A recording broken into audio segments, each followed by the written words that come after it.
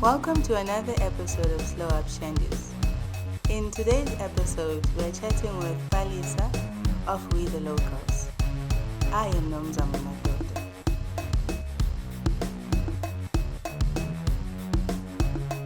Madoda. So Pali, if you had a superpower, what would it be and why? Sure. My superpower, I'd like to think, is my strength. Sure, if I could tell you the things that I've had to deal with, sometimes I even ask myself, how did I get through this, So I think my strength is my superpower. Beautiful. Okay. And just jumping into WeTheLocals, when did the journey start? So the journey started last year during lockdown. Oh, I know, right? You guys are brave. I was working, actually at the time, I was working at another company. Okay. And I always wanted to do my own thing, because my vision when we started with the other company was not being executed, Okay. And I was obviously planning to do my own thing, but you plan all these things and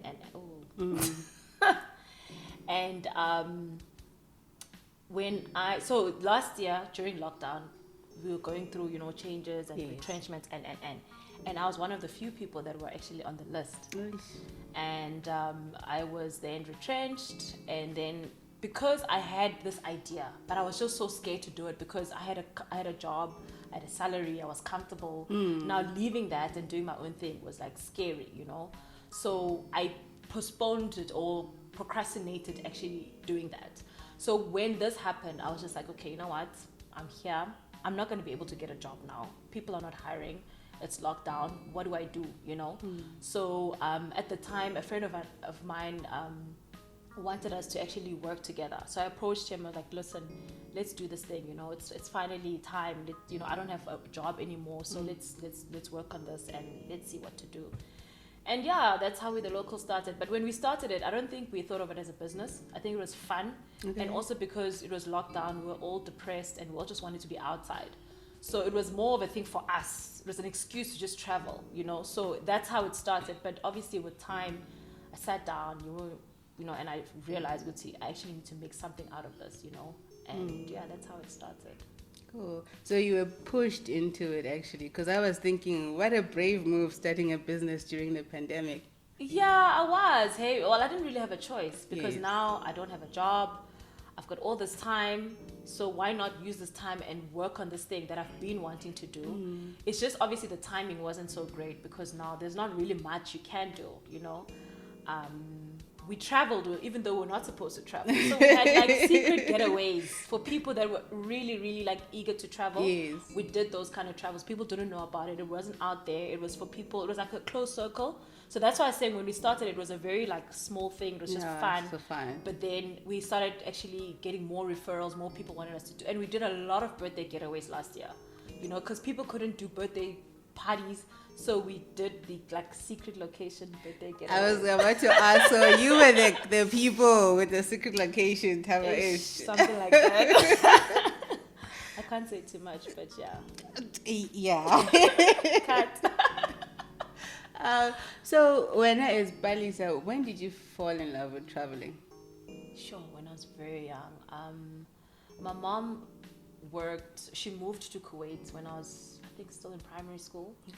And then she asked my siblings if we all wanted to come. So my young brother and myself actually then relocated. We went to Kuwait, and when I was there I was able to travel more. So I went to Turkey, I went to Dubai, and obviously being this young child who's never been exposed to, I used to travel here, but I didn't really like it. It was okay, it was just traveling. But when I was exposed to other countries and seeing what other people do, I think that's when my love for travel was like, I want to see more, I want to do more, I want to go to other places and, Cool. So traveling to different destinations and experiencing different kind of normals, how has that impacted your outlook on life? I think it's made me, like, I'm very open-minded, I don't I think when you're exposed to certain things, you are able to adapt to certain situations, you know, being here at home, you're comfortable, you can do certain things, but when you're in a different country, you need to do things the way they do that. You need to respect their culture. You need to, try out different things. So it really opens your mind, and it makes you easy to adapt to certain situations. I think that's, I don't know if I answered that. No, you answered beautifully, actually. So I would imagine starting a business during a pandemic has a share of challenges. Yeah. So how have you kept We the Locals doors open during this time? Whew, wow, I don't know. Because it's a year later and I'm just like, how? To be honest with you, there was times when there was lockdown. We've got trips that we've planned. Yes. People have paid. We need to travel. And then there's lockdown. Now you can't travel, But I think during that time, I just had to let things be, There's not really much I could do. When we could do, I think also that's how also hiking and camping came about. Okay. Because then if we couldn't go outside or international, do international travel or fly out, then I would have to look for experiences that are local, Yes. Like that's when we did hiking experiences where we would hike. There's another experience where we hike to Clarence and then we sleep in a cave.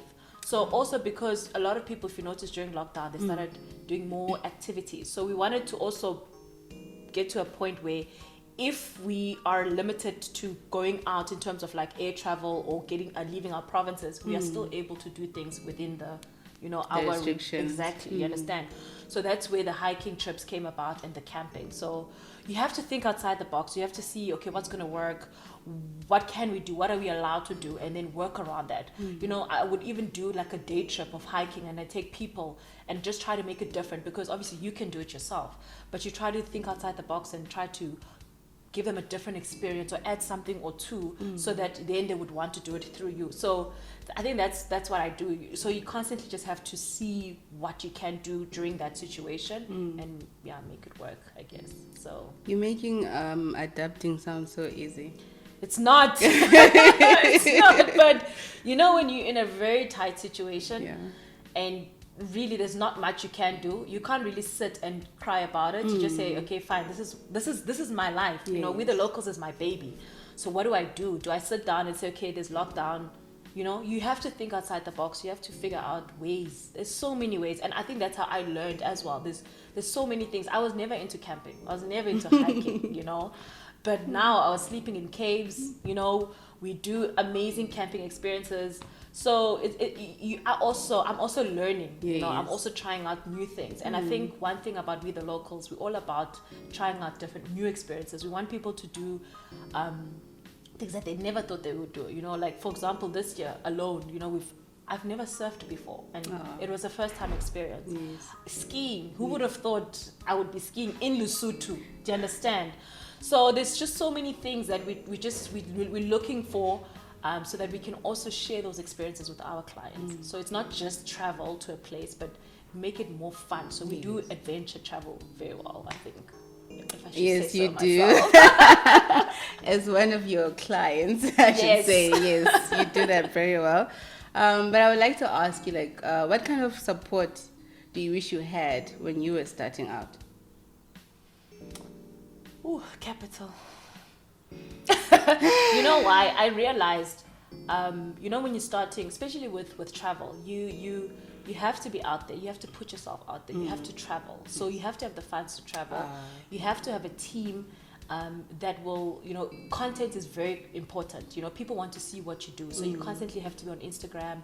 You put yourself out there. So I think if I had the capital, I would obviously be able to have a small team, people that would actually then create the content for me, do these travel experiences, and then obviously sell it to my clients. Yes. But it's a bit difficult because you have to take your own money and put the money there and hope that things will,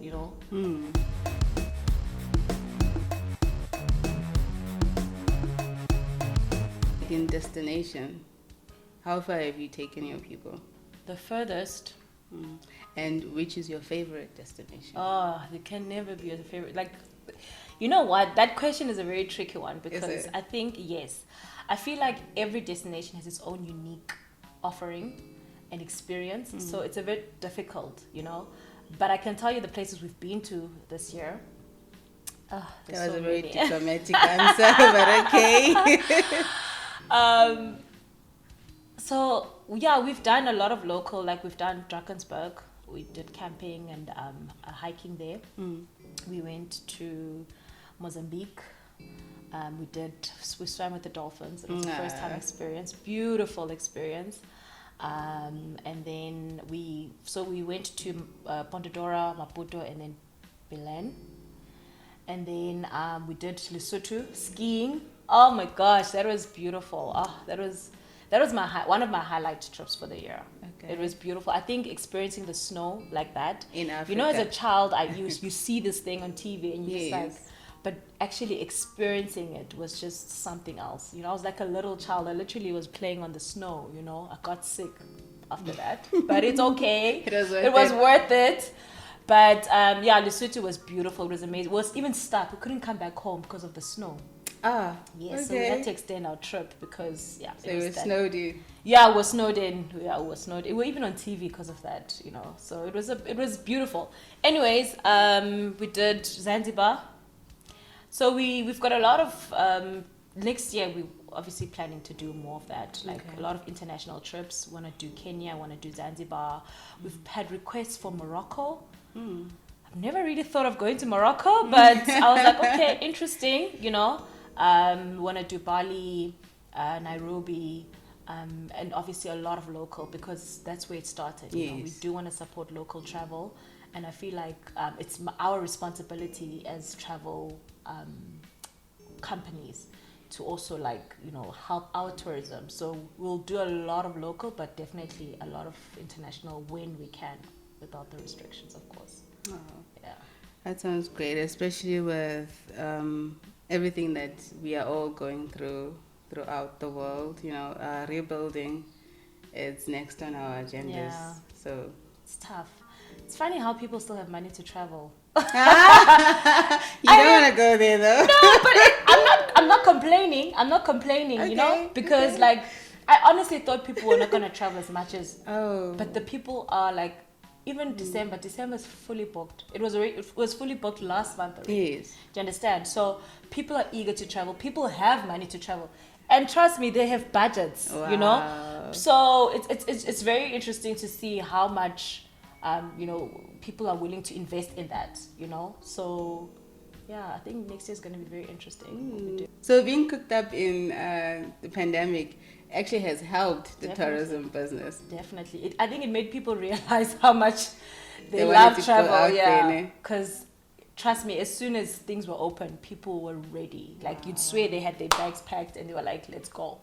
So, you know, we want to see more people travel next year, you know, and a lot of local, preferably, but yeah, also international. But travel's not going to be the same, guys. I feel like... Yeah, that's true. Yeah, it's different. It's not the same, but... But it's still doable, right? Definitely. Okay. Definitely. Can you briefly explain the kind of services that you offer? Sure. Okay, so we do getaways, destination travel, or packages. Okay. We do... So for that obviously falls under leisure, but we do leisure travel, we do corporate travel. We do... your camping, we do hiking experiences, we do anything travel related. So your car rentals, travel insurance, visas. So anything that's travel related, we actually we do. People see us on Instagram and they think we only do that. We do group travel, but we also do individual travel where we put together experiences for just, you know, the individual. So we tailor make our packages. So we usually get a lot of requests where people ask for what packages do you guys have this month? And it's always difficult because what we do, we want to know where you want to go and what experience. We want to understand the kind of person that you are so that we can give you an experience that will actually suit your personality or the kind of person that you are. So we try to tailor make our packages for individuals. Okay. So we don't have like a generic, we can do it. Yeah. But where's the fun in that?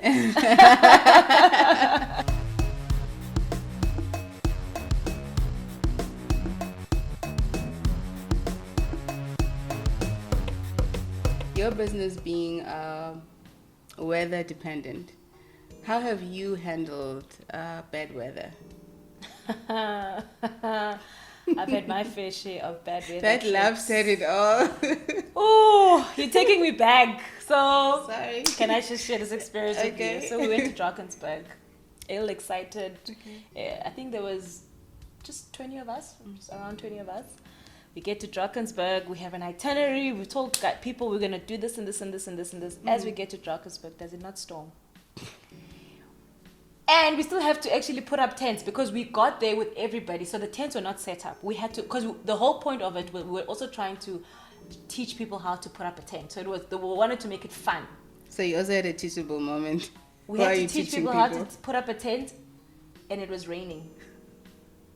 We couldn't do our outdoor activities. You know, people were frustrated because we had to be locked in. And it was so bad that the rain actually even started coming into our tents. That's how bad it was. You know, people's clothes were wet.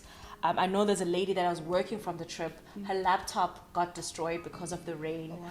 We had to all sit in one tent because it was so cold. So that trip was, it was a very interesting one.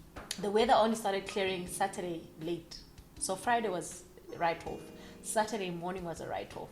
All the activities that we had to do, we couldn't do it. So we only did our hiking trip or trail in the evening on this, well, not in the evening, but late Saturday and on Sunday as well. So for things like that, it sucks because you don't have control over it. Yes.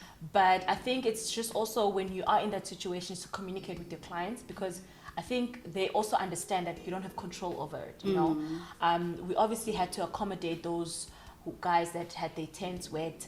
I had to go sleep in the bus, you know, because I had to give my tent to one of the clients so that, you know, we can accommodate them. So you have to think on your feet. You have to make it work, you know. I know recently we were in Harties and also bad weather, a storm, guys.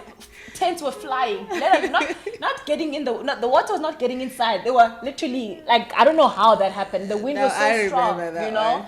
People were dragging their tents. It was crazy, and we were actually frying meat at that time, you know. And now there's this rain. People are hungry. We need to feed people. I had to take a table and actually cover the meat so that we can still, you know, fry the meat so that when the rain stops, whenever it decides to stop, people can eat. So I think when you're in situations like that, you just have to think on your feet. You just also need to make sure your clients are like, communicate with them and explain this is a situation, this is what we're trying to do, and just make sure that they're okay. But there's only so much you can do. But you can't sit and say, "Hi guys, it's raining," and then, you know, that meat had to be bride, you know.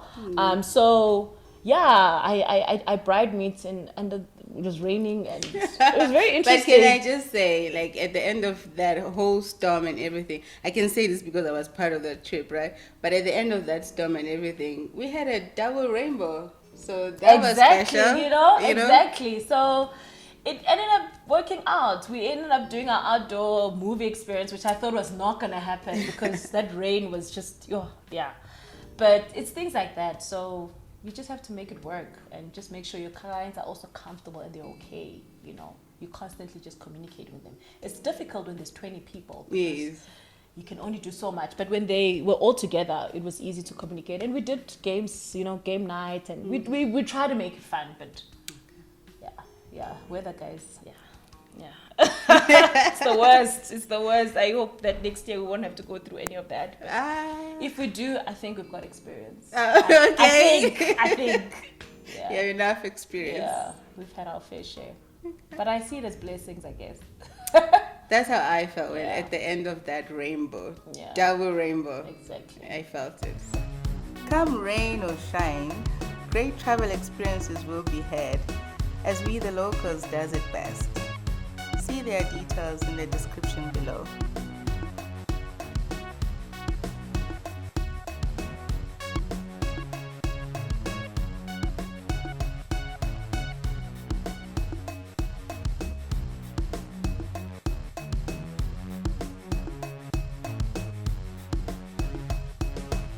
And we out. I have to make a wee-wee. And we're done, guys. Yeah.